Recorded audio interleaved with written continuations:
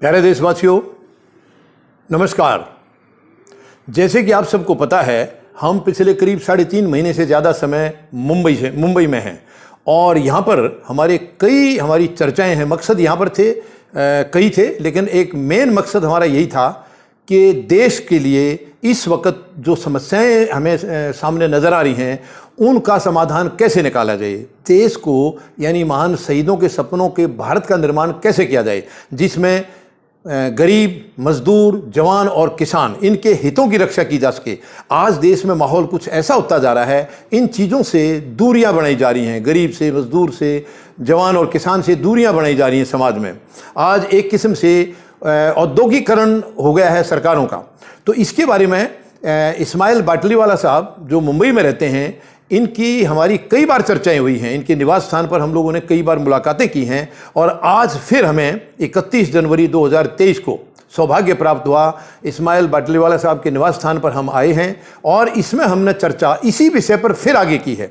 इसमें कई चीज़ें हैं, हमने चर्चा तो सारी चीज़ों पर की हैं। आज समाज में जिन चीज़ों की कमियां हैं, यानी कि एजुकेशन सिस्टम हमारा कमज़ोर होता जा रहा है, महंगाई चरम पर है, बेरोजगारी बिल्कुल सीमाएं पार कर चुकी है, सरकार के बार बार आश्वासन के बाद भी वो हर तरफ फेल रही है, कुछ भी उनको ध्यान नहीं है, हमारी बहन बेटियों की सुरक्षा नहीं है, लंबे लंबे वायदे करने के बाद, यानी बेटी बचाओ का एक बहुत लंबा चौड़ा नारा प्रधानमंत्री महोदय ने दिया था, आज शायद वो भूल गए हैं। बेटियों के साथ क्या हो रहा है शायद उनको नज़र नहीं आ रहा है। आज हमारी बेटियां कहीं भी सुरक्षित नहीं हैं। इसके अलावा और कई सारी समाज में बुराइयां हैं, उनकी तरफ हमारी काफ़ी डिटेल में चर्चा हुई है कि इनसे कैसे देश को सुरक्षित किया जाए, इन बुराइयों से, और कैसे सारी कमियां जो समाज में फैल रही हैं, चारों तरफ नफरत फैलाई जा रही है, जाति में, धर्म में, और अमीरी, गरीबी, धर्म, जाति, ये सारे मतलब एक देश को कमज़ोर करने की चीज़ें हैं। भाईचारा बर्बाद हो गया हमारा, नफरत फैलाई जा रही है, चारों तरफ नफरत पनप रही है।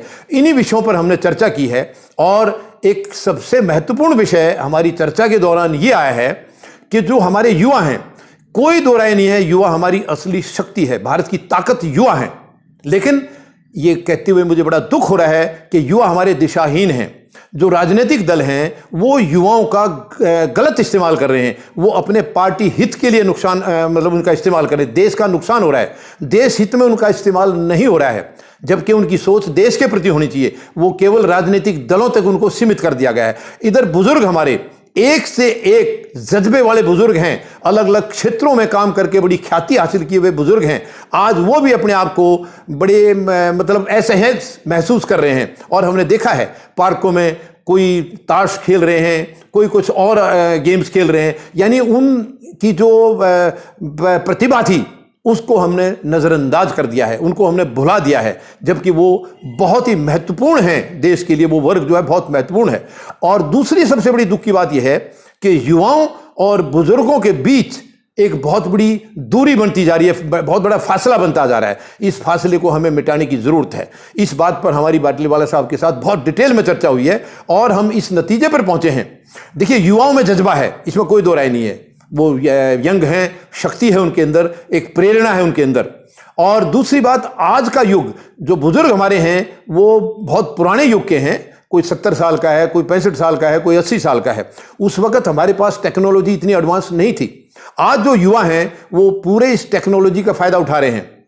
इस टेक्नोलॉजी और युवाओं के जज्बे को लेकर के एक तरफ ये युवा शक्ति है और पूरा जीवन जो तजुर्बे हमारे महान हस्तियां ने अलग अलग क्षेत्रों में, कोई आईएएस अफसर रहे हैं, कोई आईपीएस अफसर रहे हैं, और कई समाज से भी बहुत है, कई आर्मी के जो सेनाओं के जो अधिकारी रहे हैं, जवान रहे हैं, जेसीओ रहे हैं, बहुत तजर्बे उन्होंने हासिल किए हैं। अगर इन दोनों को मिला दिया जाए, यानी बुजुर्गों का तजर्बा और युवाओं का जो जज्बा, शक्ति, या उनका जो आधुनिकीकरण, यानी जो आज के टेक्निकल युग का, इन सबको अगर मिला दिया जाए, मैं नहीं समझता हूं कि भारत को रोकने की शक्ति किसी भी देश में होगी। आज भारत इन चीजों से, जो कि भारत को तो सोने की चिड़िया कहा जाता था, लेकिन आज ऐसे हालात कर दिए हैं राजनीतिक दलों ने कि भारत को लोहे की चिड़िया भी नहीं छोड़ा है। हम भारत को वापस सोने की चिड़िया बनाना चाहते हैं और बना सकते हैं अगर हमने युवाओं को और बुजुर्गों को इकट्ठे एक मंच पर ला दिया, और ये दोनों शक्ति इतनी भयंकर शक्ति के रूप में उभरेंगी कि भारत को कोई रोकने वाला नहीं होगा। भारत बहुत जल्दी विश्व शक्ति बनेगा। और मैं आपको सच कहूं, उन महान शहीदों को हमने याद किया है, जो कि हर देशवासी को उनको याद करने की जरूरत है, जिन्होंने अपने आज को हमारे कल के सुख के लिए मिटा दिया, बलिदान कर दिया अपने आज को, ताकि हमारा कल यानी भारतवासियों का कल सुरक्षित हो सके।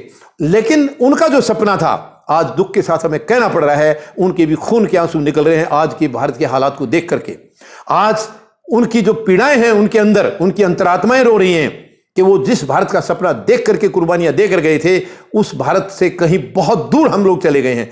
तो हमें आज ये कमिटमेंट करने की जरूरत है, ये संकल्प लेने की जरूरत है कि उन महान शहीदों के सपनों का भारत हम बनाएंगे। और जिस दिन ये युवा शक्ति और बुजुर्ग ये इकट्ठे हो जाएंगे, भारत की जो शक्ति होगी उसका अंदाजा लगाना भी मुश्किल होगा किसी के लिए, इतनी बड़ी शक्ति होगी। और हम महान शहीदों के सपनों के भारत का निर्माण कर सकेंगे। और यह भी मैं आपको दावे के साथ कह सकता हूं कि इससे महत्वपूर्ण, इससे बढ़िया कोई श्रद्धांजलि महान शहीदों के लिए हो नहीं सकती है। तो आइए आज हम संकल्प लें कि हम युवा और बुजुर्गों का, जिसका कि हम अभी पूरी विस्तार से आगे इसका कार्यक्रम बना करके, रंग रूप करके, और बहुत जल्दी इनको एक मंच पर लाने का हम कार्यक्रम आप सबके सामने रखेंगे।